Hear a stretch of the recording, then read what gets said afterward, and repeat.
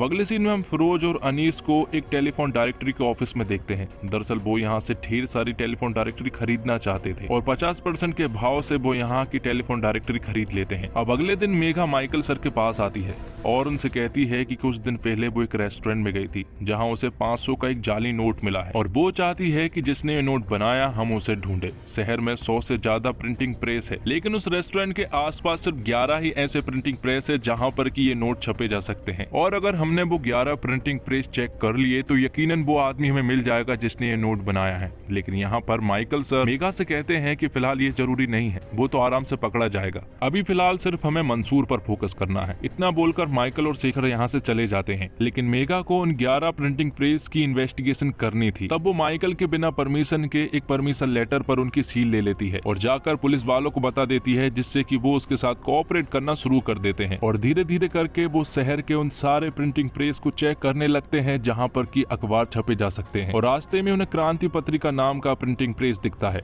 इसलिए वो उस जगह पर जाने लगते हैं। यहाँ दूसरी तरफ सन्नी और फिरोज बिना टेंशन के पैसों को छाप रहे थे। लेकिन थोड़ी ही देर के बाद चाचू को मालूम पड़ता है कि उनके प्रिंटिंग प्रेस के सामने पुलिस आ चुकी है, तो वो तुरंत ही सन्नी को बताते हैं। और सन्नी को जब ये बात पता चलती है तो वो तुरंत ही खिड़की पर जाते हैं और उन लोगों को देखते हैं। उन लोगों को ऐसा लग रहा था कि फैक्ट्री को बंद देखकर ये यहाँ से निकल जाएंगे, लेकिन ये लोग तो अंदर आने का ठान कर बैठे थे। मशीन भी आवाज कर रही थी, लेकिन ये लोग मशीन भी बंद नहीं कर सकते थे, क्योंकि अगर इन्होंने मशीन बंद की तो एक बहुत बड़ा बंडल का नुकसान हो जाएगा। तो 15 मिनट में वो बंडल पूरी तरह से छपकर तैयार हो जाएगा। और तभी चाचू के पास उन पुलिस वालों का कॉल आता है। तब चाचू उनका ध्यान बटाने के लिए बाहर चले जाते हैं, जिस पर कि वो पुलिस वाले चाचू से कहते हैं कि इस फैक्ट्री को खोलो। जिस पर कि चाचू उनसे कहते हैं कि वो इस फैक्ट्री का ओनर नहीं है, इस फैक्ट्री का ओनर माधव है और बिना परमिशन के वो इस फैक्ट्री को नहीं खोल सकता। लेकिन तभी मेघा नोटिस करती है कि अंदर से मशीन चलने की आवाज आ रही है, पर थोड़ी देर में ही वो तुरंत बंद भी हो जाती है। लेकिन ये सुनने के बाद तो अब उन्हें अंदर जाना ही था,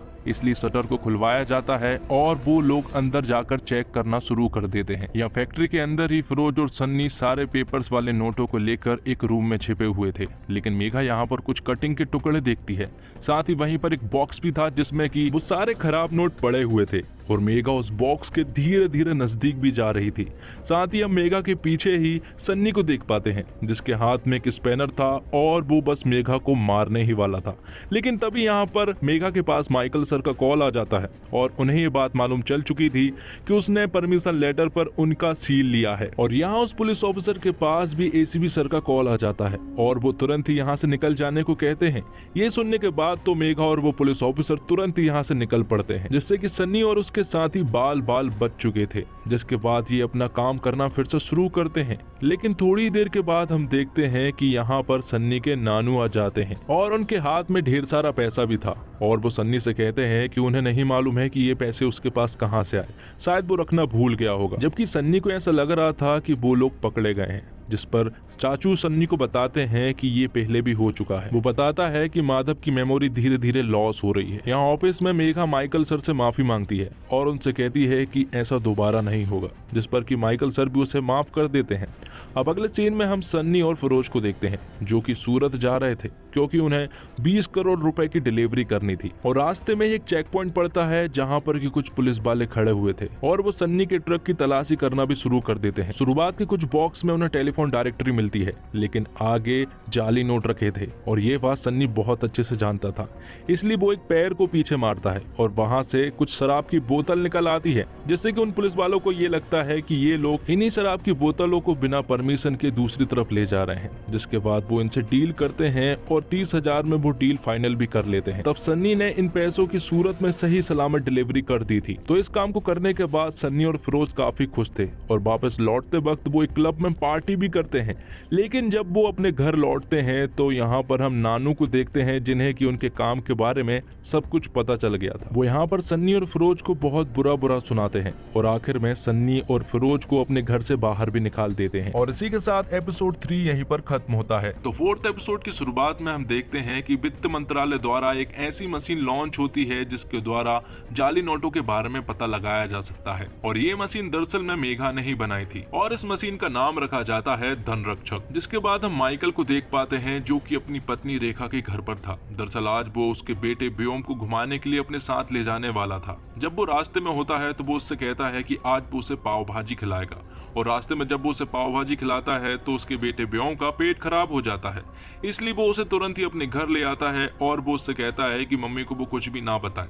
इसलिए वो ब्योम को तुरंत ही घर छोड़कर यहाँ से भाग जाता है। यहाँ सन्नी अपनी पुरानी लाइफ में वापस आ चुका था और फिर से 15 मिनट में पोर्ट्रेट पेंटिंग बनाने वाला काम चालू कर दिया था। यहाँ पर वो 6000 वाली पेंटिंग को 2000 में भी बेचता है। हालांकि उस पेंटिंग की कीमत 2000 से भी कम थी, लेकिन ये बात सिर्फ सन्नी ही जानता है। जिसके बाद हम चाचू और सन्नी को बात करते हुए देख पाते हैं। सन्नी यहाँ पर चाचू को बताता है कि उसने नानू के साथ जो किया वो बहुत बुरा किया, लेकिन जो काम उसने किया उसके लिए उसे 1% भी गिल्ट नहीं है। अब जब चाचू अपने घर जाते हैं तो वो देखते हैं कि नानू यहाँ पर नहीं है। वो फैक्ट्री में भी चेक करते हैं और लोग से पूछते भी हैं कि आखिर नानू कहाँ पर है, लेकिन नानू कहीं पर भी दिखाई नहीं दे रहे थे। इसलिए वो तुरंत ही सन्नी के पास कॉल करते हैं और वो लोग भी ढूंढना शुरू कर देते हैं, लेकिन नानू कहीं भी नहीं थे। और दूसरी तरफ हम माइकल को देखते हैं जो कि अपनी पत्नी रेखा के फ्रेंड के पास कॉल करता है और उसे धमकाता है और उसे कहता है कि तुम्हारी वजह से ही आज मेरी बीवी मुझे डिवोर्स दे रही है। जिसके अगले सीन में हम सन्नी और फिरोज को पुलिस स्टेशन में देख पाते हैं, जहाँ पर उन्हें कंप्लेंट तो फाइल दर्ज करा दी थी, लेकिन उन्हें एसीपी सर से मिलने नहीं दिया जा रहा था। लेकिन यहाँ पर कुछ बड़े लोग आते हैं और वो बिना परमिशन के ही अंदर घुस जाते हैं। ये देखकर सन्नी को बहुत ज्यादा गुस्सा आ जाता है और वो भी अंदर घुस जाता है, जहाँ पर वो एसीपी सर को बताने लगता है कि उसके नानू मिसिंग है और उनकी मेमोरी लॉस है, इसलिए उन्हें अभी ढूंढना होगा। लेकिन वो एसीपी सर सन्नी से ठीक ढंग से बात नहीं कर रहे थे, जिस पर कि सन्नी उनसे कहता है कि आप मेरे नानू को ढूंढकर कोई एहसान नहीं कर रहे हैं, क्योंकि ये आपकी ड्यूटी है और हमारे टैक्स देने के वजह से ही आपकी पेमेंट बनती है। यहाँ पर सन्नी उस एसीपी से और भी बुरी बुरी बातें कहता है, इसलिए वो एसीपी इन्हें लॉकअप में बंद कर देता है। अब अगले सीन में हम माइकल को देखते हैं जो कि अपनी पत्नी रेखा के मम्मी पापा के यहाँ पर गया था। वो उनसे कहता है कि रेखा मुझे डिवोर्स दे रही है, वो अपनी बेटी को समझाए कि ऐसा ना करे, लेकिन रेखा के पेरेंट्स भी रेखा की साइड ही थे। यहाँ पुलिस स्टेशन में थोड़ी देर के बाद चाचू आ जाते हैं और वो सन्नी और फिरोज की वेल करवा देते हैं। साथ ही वो सन्नी को बताते हैं कि नानू मिल चुके हैं, जो कि पास ही की गली में घूम रहे थे। तब ये सभी लोग अपने घर आ जाते हैं, जहाँ पर कि नानू सो रहे थे क्योंकि उनकी तबीयत खराब है और सन्नी और फिरोज नहीं चाहते हैं कि वो नानू के सामने आए। लेकिन अगले ही दिन वो लोग एक डॉक्टर के पास जाते हैं, जहाँ पर कि डॉक्टर उन्हें बताते हैं कि उन्हें गंभीर बीमारी हुई है और उनकी सर्जरी भी होनी है, लेकिन इस सर्जरी को कोई रेयर डॉक्टर ही कर सकता है। लेकिन उन डॉक्टरों का 1 महीने पहले से ही अपॉइंटमेंट लेना पड़ता है। जिसके अगले सीन में हम माइकल और शेखर को देखते हैं जो कि क्लब में शराब वगैरह पी रहे होते हैं और बिल पेड वो उन्हीं पैसों से करते हैं जो कि उन्हें काठमांडू से बरामद हुए थे। और जब वो घर जा रहे होते हैं तो तभी माइकल को रास्ते में एक जर्नलिस्ट मिलती है जिसका नाम कमला था और उसने माइकल के साथ पास्ट में कुछ बुरा किया है। अब माइकल को तो हैंगओवर हो गया था और मेघा और शेखर जब घर आ रहे होते हैं तो मेघा शेखर से कमला के बारे में पूछती है कि आखिर वो जर्नलिस्ट कौन थी, जिस पर कि शेखर उन्हें बताता है कि कमला ने माइकल सर के साथ बहुत बुरा किया है। माइकल और उसका एक दोस्त था दुबे, जिन्होंने एक एनकाउंटर किया था और कमला ने उसे मर्डर के रूप में तब्दील कर दिया था। और माइकल के डिवोर्स के पीछे भी कमला का ही हाथ है और जहाँ जहाँ माइकल को प्रमोशन मिलना था वहाँ उन्हें डिमोशन मिला और इसी के चलते उनका दोस्त दुबे ने खुद को गोली मार ली थी और उसने एक नोट पर लिखा था कि ये उसका आखिरी एनकाउंटर होगा। अब अगले दिन टीवी में न्यूज दिखाई जाती है जिसमें कि ढेर सारे जाली नोट पकड़े जा रहे थे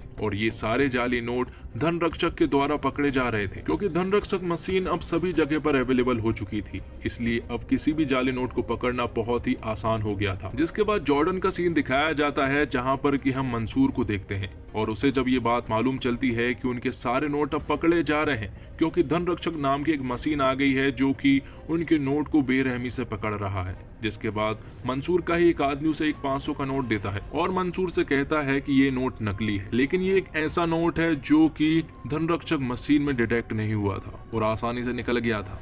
तब ये सुनने के बाद तो मंसूर को इस नोट और उस आदमी में इंटरेस्ट आ जाता है जिसने कि ये नोट बनाया है। तो अब रात को जब सन्नी और फिरोज सो रहे थे तो रातों रात सन्नी और फिरोज को उठा लिया जाता है। जिसके बाद सन्नी की मुलाकात होती है मंसूर से और मंसूर यहाँ पर सन्नी से पूछता है कि क्या वो 500 का नोट तुमने बनाया है, जिस पर कि सन्नी हाँ कहता है। और जिसके बाद मंसूर अपने 2000 का नोट सन्नी को देता है और उससे कहता है कि इस नोट में क्या गड़बड़ी है, जिस पर कि सन्नी उन्हें कहता है कि पेपर सॉलिड है लेकिन इसमें बहुत सारी कमियां हैं, लेकिन फाइनल टच देने के बाद ये नोट सुपर्ब हो सकता है। और साथ ही मंसूर यहाँ पर सन्नी से कहता है कि क्या वो मेरे साथ काम करेगा, लेकिन इसके लिए सन्नी पूरी तरह से मना कर देता है और वो उससे कहता है कि उसने ये काम करना बंद कर दिया है। लेकिन मंसूर यहाँ पर सन्नी को बहुत देर तक मनाता है और फिर आखिर में सन्नी को मानना ही पड़ता है। जिसके बाद उन दोनों को सही सलामत उनके उनके घर छोड़ दिया जाता है और इसी के साथ एपिसोड 4 यहीं पर खत्म होता है। तो 5th एपिसोड की शुरुआत में हम सन्नी को देखते हैं जिसे मंसूर ने जॉर्डन लेकर आया था क्योंकि अब उन्हें ढेर सारे नोट छापने थे। यहाँ पर पहुंचने के बाद सन्नी सबसे पहले 2000 के नोट की डिजाइन तैयार करता है जो कि काफी कॉम्प्लिकेटेड थी और साथ ही फिरोज और सन्नी यहाँ पर देखते हैं कि मंसूर के पास एक से एक हाईटेक वाली मशीन है जिनसे आसानी से ढेर सारा पैसा छापा जा सकता है। तो बस सन्नी को अब एक ऐसा नोट बनाना था जो कि धनरक्षक मशीन में डिटेक्ट ना हो पाए। तो फाइनली उन लोगों ने 2000 का नोट बना लिया था लेकिन वो धनरक्षक मशीन में बार बार डिटेक्ट हो रहा था। लेकिन आखिरकार उन्होंने एक ऐसा नोट बना लिया था जो कि धनरक्षक मशीन में डिटेक्ट नहीं हो रहा था, मतलब कि अब ये नोट मार्केट में उतरने के लिए एकदम तैयार था। जिसके बाद मंसूर सन्नी को अपने कुछ दोस्तों से मिलाता है जिनमें कि जीतू काका और बिलाल थे। यहाँ पर मंसूर बिलाल को नोट बताते हुए कहता है कि उन्होंने नोट तैयार कर लिया है। दरअसल बिलाल ही वो आदमी है जो कि बिलाल के नोटों को डिस्ट्रीब्यूट करता है। जिसके बाद नोट छापने शुरू हो जाते हैं और ये लोग कई हजार करोड़ नोट छाप बैठते हैं। अब अगले सीन में हम माइकल को देखते हैं जो कि चेल्लम सर से बात कर रहा होता है और चेल्लम सर को आपने द फैमिली मैन सीरीज में पहले भी देख चुके होंगे जो कि रॉ के एक ब्रिलियंट एजेंट है। और यहाँ पर चेल्लम सर माइकल को बताते हैं कि उन्हें बिलाल की लोकेशन पता चल गई है। चेल्लम सर माइकल को बताते हैं कि बिलाल बांग्लादेश में है और ये बात पता होने के बाद तो माइकल तुरंत ही अपने ऑफिसरों के पास जाता है और उन्हें बताता है कि बिलाल बांग्लादेश में है और किसी भी हालत में हमें बिलाल को पकड़ना ही होगा। लेकिन ये भी एक ओवरसीज मिशन होने वाला था और जो काठमांडू में हुआ वो यहाँ भी ना हो जाए इसलिए उन्हें तो गहलोत से परमिशन लेनी ही होगी। जिसके बाद हम सन्नी को देखते हैं जो कि अपने चाचू से बात कर रहा होता है और चाचू उससे आगे की प्लानिंग के बारे में पूछते हैं। लेकिन यहाँ पर सन्नी चाचू को कुछ भी नहीं बताता है और ना ही मंसूर के बारे में बताता है। जिसके बाद डॉक्टर सन्नी और चाचू को हॉस्पिटल बुलाती है जहाँ पर कि वो उन्हें बताती है कि अगले हफ्ते नानू की सर्जरी होना पॉसिबल है क्योंकि डॉक्टर यहाँ पर अवेलेबल है और अगले हफ्ते ही उनकी सर्जरी हो जाएगी। लेकिन इतने जल्दी ये सब कैसे हुआ सन्नी को कुछ भी समझ नहीं आ रहा था। लेकिन तभी हमें पता चलता है कि ये सब कुछ दरअसल में मंसूर ने किया है और डॉक्टर और पैसों का अरेंजमेंट उसी ने किया है। और जब चाचू से फिर से पूछते हैं तो यहाँ पर सन्नी उन्हें फिर से कुछ नहीं बताता है। अब अगले सीन में हम माइकल को देखते हैं और बिलाल को पकड़ने के लिए बांग्लादेश की मिशन के लिए उसे गहलोत से परमिशन लेनी थी। लेकिन यहाँ पर गहलोत परमिशन नहीं देता है और वो माइकल से कहता है कि उसे जो करना है वो कर ले लेकिन सब कुछ अनऑफिशियली रहेगा क्योंकि जो काठमांडू में हुआ उसके बाद से वो बांग्लादेश मिशन के लिए परमिशन नहीं दे सकता। जिसके बाद माइकल तिवारी के पास कॉल करता है और ये तिवारी कोई और नहीं बल्कि हमारे द फैमिली मैन सीरीज के श्रीकांत तिवारी होते हैं। यहाँ पर माइकल तिवारी से बांग्लादेश मिशन के लिए कुछ फेवर मांगता है। जिसके बाद माइकल अपनी टीम को लेकर बांग्लादेश पहुंच गया था जहाँ पर कि तिवारी के कहने पर यहाँ के कुछ आर्मी के सोल्जर्स माइकल का साथ दे रहे थे। लेकिन वो अनऑफिशियली तरीके से कुछ भी नहीं करेंगे, जो भी ऑफिशियल रहेगा सिर्फ वो वही काम करेंगे। और उन आर्मी सोल्जर्स को बिलाल की लोकेशन मालूम थी जो कि जंगलों के रास्ते से होकर जाने वाले थे। तो बिलाल यहाँ पर एक आदमी से मिलता है जिसके बाद वो लोग जंगलों के रास्तों से होते हुए निकलने लगते हैं। लेकिन बीच रास्ते में ही बिलाल को थोड़ा सा शक होता है और वो बीच रास्ते में ही रुक जाता है और थोड़ी छानबीन करने के बाद बिलाल को मालूम पड़ता है कि आगे मिलिट्री है क्योंकि मिलिट्री की जीप के टायर जमीन पर थे और वो समझ गया था, इसलिए वो तुरंत ही वापस होने लगते हैं। यहाँ पर जब वो उन मिलिट्री सोल्जर्स को मालूम पड़ता है कि बिलाल वापस जा रहा है तो माइकल उनसे पकड़ने की बात कहता है। लेकिन वो आर्मी सोल्जर्स अनऑफिशियली तरीके से कुछ भी नहीं करने वाले थे, इसलिए यहाँ पर माइकल शेखर को लेकर तुरंत ही निकल पड़ते हैं। ये देखकर वो मिलिट्री सोल्जर्स भी शेखर और माइकल का पीछा करना शुरू कर देते हैं। जिसके बाद माइकल और शेखर जंगल में उस जगह पर पहुंच जाते हैं जहां पर कि बिलाल के लोग मौजूद थे और यहीं पर इनके बीच मिलिट्री के सोल्जर्स भी आ चुके थे जो कि माइकल का साथ दे रहे थे और बिलाल के कुछ लोग भी यहीं पर मौजूद थे जो कि इनके ऊपर फायरिंग कर रहे थे। लेकिन आगे चलकर उन्हें लगता है कि वो यहाँ से जिंदा नहीं बच पाएंगे, इसलिए बिलाल के वो सभी लोग सरेंडर कर देते हैं। लेकिन बिलाल यहाँ से चुपचाप भागने की कोशिश करने लगता है लेकिन शेखर उसका पीछा करता है और आखिरकार शेखर बिलाल को पकड़ लेता है। अब आगे हम सियारा नाम की एक लेडी को देखते हैं जो कि मंसूर के पास थी। यहाँ पर वो लेडी मंसूर को बताती है कि बिलाल को पुलिस वालों ने बांग्लादेश में अरेस्ट कर लिया है और अब उनके पास से साथ सारी इन्फॉर्मेशन भी जाने वाली है, इसलिए वो बिलाल की जगह पर एक दूसरे बंदे को हायर करने का कहती है। और मंसूर के पास एक आदमी है और वो आदमी है सनी। अब आगे माइकल बिलाल से पूछताछ कर रहा था, वो पूछताछ करना शुरू करता है लेकिन बिलाल यहाँ पर कुछ भी नहीं बोलता है। तो माइकल बिलाल बिलाल के पैर में गोली मार देता है और फिर से पूछताछ करना शुरू करता है। और जब माइकल बिलाल को अगली गोली मारने वाला होता है कि तभी बिलाल माइकल से कहता है कि उसका पर्स चेक करे, जिसमें कि कुछ 2000 के जाली नोट भरे पड़े थे और वो उन्हें बताता है कि ये नोट नकली है। तो माइकल उन नोट को ऑफिस में लेकर आ जाता है और धनरक्षक मशीन से जब उन्हें चेक किया जाता है तो ये नोट डिटेक्ट नहीं हो रहे थे। तो माइकल सोचता है कि अब ये एक बहुत बड़ी प्रॉब्लम है, क्योंकि अगर ये नोट हमारे इंडिया में आ गया तो इसे पकड़ने के लिए हमारे पास कोई भी मशीन नहीं है। जिसके बाद हम मंसूर को देखते हैं जो कि सन्नी के पास आता है और वो तब हॉस्पिटल में होता है। यहाँ पर मंसूर उसके नानू से भी मिलता है और उनकी पेंटिंग की काफी तारीफ भी करता है और वो बताता है कि वो सन्नी के साथ बिजनेस करता है। जिसके बाद सन्नी और मंसूर अकेले में कुछ बातें कर रहे होते हैं, जिसमें कि मंसूर सन्नी को बताता है मंसूर यहाँ पर सन्नी को बताता है कि पुलिस वालों ने बिलाल को बांग्लादेश में अरेस्ट कर लिया है और कहता है कि क्राइम ब्रांच की तरफ से एक सेल भी बना है जो कि इन्हीं लोगों को पकड़ने का काम कर रहा है। तो अगर उस टीम में हमारा कोई बंदा हो तो ये बहुत अच्छा रहेगा, जिससे कि अगले कदम के बारे में हमें पहले ही पता चल जाएगा। और वो उससे ये भी कहता है कि विदेश में जो हमारा हजारों करोड़ों का पैसा है वो भी सेफ नहीं है, उसे जल्द से जल्द इंडिया भी लाना होगा। जिसके बाद सन्नी ये सारी बातें फिरोज को बताता है और थोड़ी देर के बाद यहाँ पर चाचू आ जाते हैं जो कि सन्नी से कहते हैं कि उसे उसका बॉस बिल्कुल भी पसंद नहीं आया, वो कुछ जरूर बुरा कर रहा है।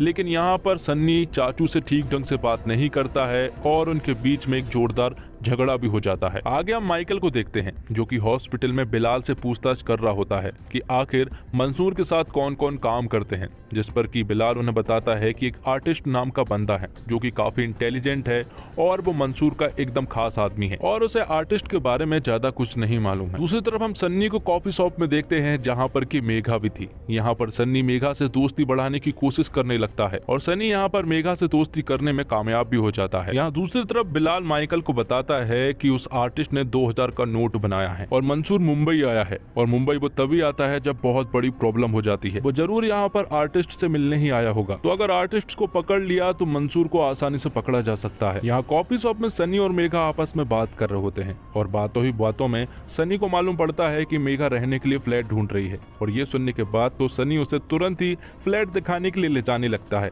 फ्लैट देखने के बाद मेघा को ये घर बहुत ज्यादा पसंद आता है और वो यहाँ पर रहने के लिए मान जाती है। और जब वो फ्लैट देख ही रही होती है कि तभी सनी उसके पास आता है और उससे कहता है कि उसके मोबाइल की बैटरी डेड हो गई है और उसका मोबाइल भी ले लेता है। तो मोबाइल लेने के बाद सनी मेघा के मोबाइल में एक ऐसा ऐप इंस्टॉल कर देता है जिससे कि सारी जानकारी अब सनी के पास आराम से पहुंच जाएगी। बाहर निकलने पर मेघा सनी से थैंक्स कहती है क्योंकि बहुत कम दाम में उसे फ्लैट मिल चुका था और साथ ही जाते जाते मेघा सनी से कहती है कि क्या वो लोग सैटरडे को मिल सकते हैं, जिस पर कि सनी हाँ कहता है। और जब मेघा के पास मैसेजेस आना शुरू होते हैं तो यहाँ हमें पता चलता है कि ये सारे मैसेजेस दरअसल में सन्नी को भी दिखाई दे रहे हैं। और इसी के साथ एपिसोड 5 यहीं पर खत्म होता है। तो 6 एपिसोड की शुरुआत में हम मंसूर और सनी को देखते हैं। यहाँ पर मंसूर सनी से कहता है कि उन्हें एक ऐसे नए रूट की तलाश है जिससे कि आसानी से पैसों को इंडिया लाया जा सके। तो अब इनका टारगेट एक ऐसे रूट को खोजना था जिसके बारे में किसी को भी नहीं मालूम हो, क्योंकि बिलाल पुलिस वालों की कस्टडी में है और बिलाल पुलिस वालों को सारे रूट के बारे में बता देगा। जिसके बाद हम माइकल के कुछ ऑफिसरों को बिलाल से पूछताछ करते हुए देख पाते हैं। यहाँ पर बिलाल ने अपने एक इन्फॉर्मर से बात की थी जो कि मंसूर के साथ ही रहता था और उसने कोड वर्ड में बिलाल से बात की थी कि कोई भी रूट सेफ नहीं है, लेकिन माल बहुत ज्यादा है और वो माल किसी भी हालत में इंडिया में जरूर पहुंचेगा। वो बताता है कि 12,000 करोड़ को इंडिया में लाने का प्लान है, लेकिन वो किस रूट से आने वाला है ये उसे नहीं मालूम है। अगले सीन में हम सनी और मेघा को एक रेस्टोरेंट में देखते हैं। दोनों यहाँ पर काफी सारा वक्त बिताते हैं और ढेर सारी बातें भी करते हैं। और जब वो दोनों बात कर ही रहे होते हैं कि तभी यहाँ पर सनी की एक्स गर्लफ्रेंड आ जाती है जिसका नाम अनन्या होता है। तो अनन्या यहाँ पर मेघा से बात करती है और उसे जलन भी हो रही थी और थोड़ी देर के बाद अनन्या यहाँ से चली जाती है और फिर तभी मेघा के पास कुछ मैसेजेस आते हैं जिसमें कि शेखर सर ने कहा था कि उन्हें एक जरूरी बात करनी है, इसलिए सभी लोग मीटिंग में पहुंचे। यहाँ माइकल सर सभी को बता रहे होते हैं कि 12,000 करोड़ को इंडिया में लाया जाना है और वो किस रूट से आने वाला है ये हमें नहीं मालूम है, लेकिन हमें कड़ी निगरानी करनी होगी ताकि वो नोट और उन आदमियों को पकड़ा जा सके। तो यहाँ पर सनी नए रूट की खोज की तलाश में लग जाता है। सबसे पहले वो सोचता है कि हमें ये सारा पैसा नेपाल बॉर्डर से लाना चाहिए, लेकिन ये सारी इन्फॉर्मेशन पुलिस वालों तक पहुंच रही थी। और तभी यहाँ पर हम एक इन्फॉर्मर को देखते हैं जो कि मंसूर के यहाँ पर रहकर बिलाल को सारी खबर देता था। आगे हम मेघा और सनी को आपस में वक्त बिताते हुए देखते हैं और जब मेघा के पास कुछ मैसेजेस आते हैं वो सारे मैसेजेस सनी के पास भी पहुंचते हैं। और इस बार गुजरात रूट के बारे में बात हो रही थी। तब सनी मंसूर भाई के पास कॉल करता है और उन्हें बताता है कि जिस रूट के बारे में हम प्लानिंग करते हैं उन रूट के बारे में पहले ही पुलिस वालों को मालूम चल जाता है। हमारे बीच में जरूर कोई ना कोई इन्फॉर्मर जरूर है, इसलिए हमें बहुत ही सतर्कता से ये काम करना होगा। वहाँ दूसरी तरफ ऑफिस में भी सबके ऊपर शक होता है क्योंकि इनकी सारी बातें भी बाहर लीक हो रही थी, इसलिए माइकल सर सभी के मोबाइल फोन ले लेते हैं। अब सनी फिर से मंसूर भाई से कांटेक्ट करता है और उन्हें नए रूट के बारे में बताता है और उनके पास एक प्लान भी था जिसके बारे में वो लोग डिस्कस कर रहे होते हैं। तो दोस्तों, उम्मीद करता हूँ आपको ये सीरीज पसंद आई होगी। सीरीज पसंद आई हो और वीडियो थोड़ी भी अच्छी लगी हो तो वीडियो को लाइक जरूर कीजिएगा और इसी तरह की वीडियोस पाने के लिए आप हमारे चैनल को सब्सक्राइब भी कीजिएगा। साथ ही आप हमें कॉमेंट बॉक्स में बता सकते हैं कि आपको ये सीरीज कैसी लगी। मिलते हैं एक और नई वीडियो के साथ, तब तक के लिए आप हमारे चैनल के साथ बने रहिए। धन्यवाद। जय हिंद, जय भारत, जय श्री राम।